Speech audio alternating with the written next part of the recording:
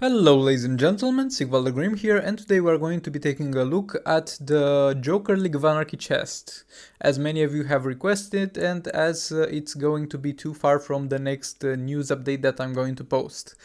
In this review, as in the previous Wizard chest review, we are going to take a look at all the characters in that chest, and if they are good characters, we are going to take a look at the chances, we are going to take a look at the price, and we will see how worth is it to buy. I intend to do one of those series for each chest in the game, already done for the Wizard chests, so if you want to stay updated for the chests in the future, go ahead and subscribe so you don't miss out on anything. And if you have any questions, go ahead and ask them down below, because I will do my best to answer all comments and all your questions to the best of my ability. So without further ado, let's get into the video. So this chest is available now in the shop. If you see this video in the future, it might not be available in the shop, or it might be changed. This is the state of the chest while I'm recording this video. It's going to cost you 300 gems per chest, and it will have a 2% chance for 160 shards for Entangling Poison Ivy, 2% for Heartbreaker Harlequin, and 2% for Last Life the Joker. For any of you who don't know, 160 shards for a gold character, it means you will get to unlock it at 3 stars. Before we get back to the chest and talk about the percentages, we are going to go ahead and go to look at each character and talk about each in particular.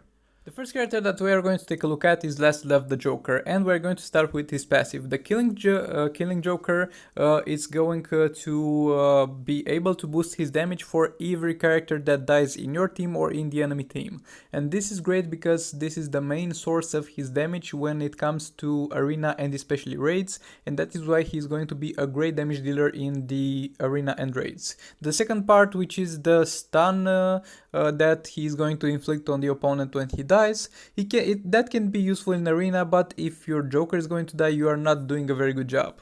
So secondly, there's the Joker Venom. This increases the dot damage for League of Anarchy teammates. This is going to benefit both himself and Entangling Poison Ivy, and we'll get into that later. This is a good passive. Then the last passive is going to be Caught Off Guard, which is going to be decreasing, which is going to have a chance to stun the opponent for a few seconds when they get tagged in. This is a very useful ability to have in the arena and a very annoying ability to play against. When it comes to his special abilities, there's not very much to talk about. This is the Laughing Gas that is going to inflict dot damage upon the enemy, and this is Immobilizer, who is going to be able to damage the opponent and may force him to tag out. Those two abilities are not very used. The most commonly used ability is Bang, which is Joker's special 2. This ability will hit the opponent, make him blind, have a chance to make him blind, and at the same time this is going to enable Joker to do an infinite combo, and that is very useful in raids. So overall, this character, along with Poison Ivy that we're going to talk about next, is going to be a very good character in raids. It's one of the top 5, if not top 3 damage dealer in the entire game at this point. And it's very fun to play and very fun to use. Now let's get to the next one. Now taking a look at Entangling Poison Ivy, let's take a look at her passive. The Entangling Vines will disable the movement of the enemy if you hit him with an ability, but this doesn't matter because you are not going to be hitting your enemy with abilities if you team her up with Joker.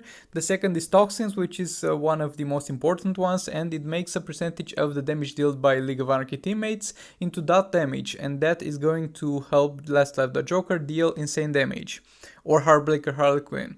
And the regrowth is going to make her even more useful because she is able to heal both her teammates, if they are League of Anarchy teammates of course, with a percentage of the dot damage she is going to deal.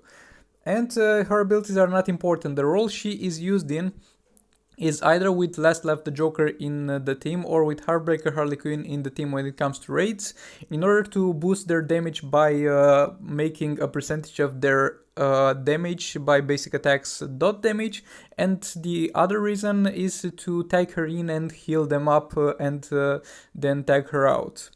And in the arena you will use all three of them in the same team. She's overall a great character and enables two of the best damage dealers in the game. And the last character out of the three is going to be Heartbreaker Harlequin, and let's take a look at her passives first. That XP bonus is not really relevant, and it has a chance to reflect stuns. This is very good and very annoying to play against in arena, because when one of your teammates would be stunned, there's a chance that you will get stunned instead, or if she is in your team, the enemy will get stunned instead. The second ability is Let Your Guard Down, which is going to decrease the opponent's damage over time resistance, and this is great because the main source of damage of League of Anarchy is dot damage, and it also decreases the stun resistance. And her third passive is going to increase her damage against stunned opponents, and at the same time reduce the damage that League of Anarchy teammates receive from critical attacks. And this one makes her a monster in raids, because you need to pair her up with Arkham Knight Batman in order to be able to stun the bosses, because Arkham Knight Batman is the only character in the game that can stun bosses in raids, and then you tag her in and deal insane damage, and she will need to be teamed up with Entangling Poison Ivy to do that. Her abilities are decent in the arena, but they are not the bread and butter of this character, and they are overall pretty good, having an armor pierce on her third ability. But as I said, this character is mostly meant to deal damage with basic attacks, while using Arkham Knight Batman as a support. So overall, a great damage dealer, maybe the best damage dealer in the entire game, but unfortunately you need to also have Arkham Knight Batman. Now that we have established that they are amazing character, please don't go ahead and buy the chest yet, because we also need to analyze the percentages that you have to get them, and at the same time we need to analyze if this is worth getting. So we have already established how much you will get from one chest. And from 100 chests with average luck, keep in mind with average luck, you might get better odds than this, or you might get worse odds than this, but 100 chests will be costing you 30,000 gems, and with average luck you will be getting 360 shards for Last Left the Joker, 360 shards for Heartbreaker Harlequin, 360 shards for Entangling Poison Ivy, and 92 times random gold shards. And random gold shards are a point that needs talking about, because of the fact that usually the random gold shards are bad. Even though you're guaranteed to get gold shards, most of the gold shards are not going to drop for very useful characters. They are mostly going to drop for characters that you can get from raid drops and characters that you can farm in the campaign. You will not get shards for amazing characters, and at the same time the shard amount that you will get is random and most of the time low, and this is a problem that I have with chests like this. It says that it has a 94% chance to get gold shards, and when a new player looks at this, it is going to be like, well, for the three special characters, there's 160 shards, so it must be the same for the other characters that can drop from here. No, most of the time you will get 20 shards.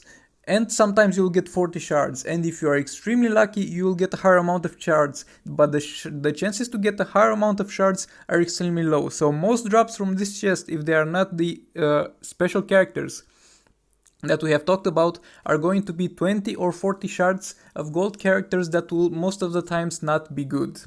So that is also a thing to keep in mind. And another thing to keep in mind other than this is the fact that you will have a very hard time getting their gears. Because Last Left the Joker gears and Entangling Poison Ivy gears, I know for a fact they can be dropped from raids, but that's about it. And except for raids, there you can get them from a chest that I never recommend you buy ever in your life. It was before in the shop, it is not anymore. The League of Anarchy gear chest, and I don't recommend anybody to buy that because it's going to be very expensive with very low odds to drop what you need. But the gears for Last Left the Joker and Entangling Poison Ivy can be gotten from raids. And I have all the gears for Last Left the Joker, and I'm still missing one gear for Entangling Poison Ivy on this account.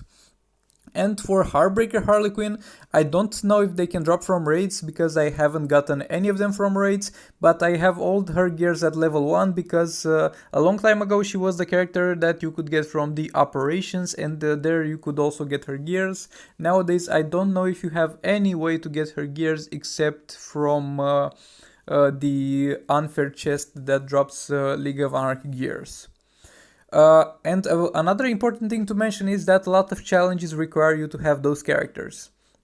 In order to play them, and keep in mind that if you have those characters, you will need all the 3 of them to do the last difficulty, you'll need 2 of them in order to do the middle difficulty, and you'll need 1 of them in order to do the first difficulty of each challenge that requires them.